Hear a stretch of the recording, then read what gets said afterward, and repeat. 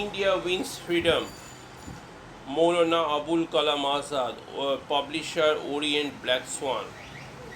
Quit India. When the resolution of the working committee was published, it created an electric atmosphere in the country.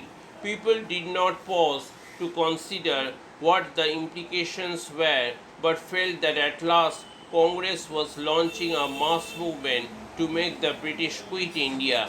In fact, very soon the resolution came to be described as the Quit India resolution by both the people and the government. The masses, like some of the members of working committee, had an implicit faith in Gandhiji's leadership and felt that he had some move in his mind which would paralyze the government and force it to come to terms. I may here confess that many people thought that Gandhiji would bring freedom for India by some magic or superhuman method and did not therefore think it necessary to make any special personal effort. After passing the resolution, the working committee decided that it would wait for the government reaction.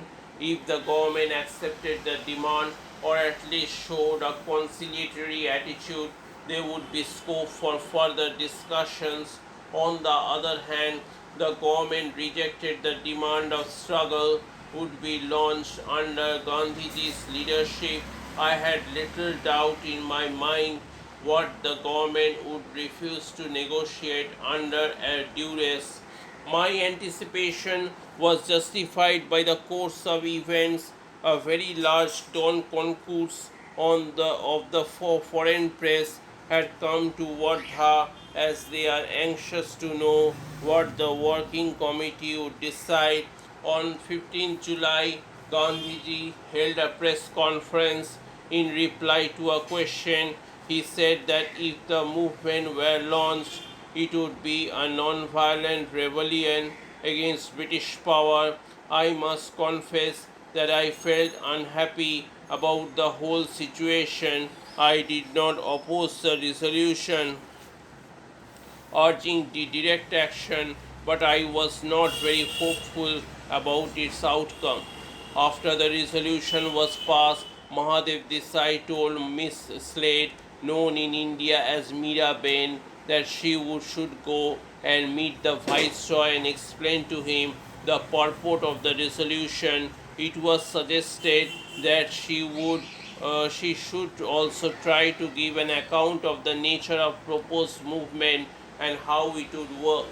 Miss Slade left Wardha to meet the Viceroy and request an interview with him.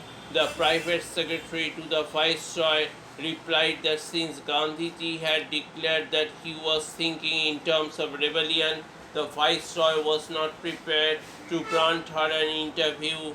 He made it clear that government would not tolerate any rebellion during the war, where it was violent or non-violent, nor was the government prepared to meet or discuss with any representative of the organization which spoke in such terms. Meera Ben then met the private secretary to the Viceroy and had a long talk with him. I was at the time in Delhi and she reported to me her conversation.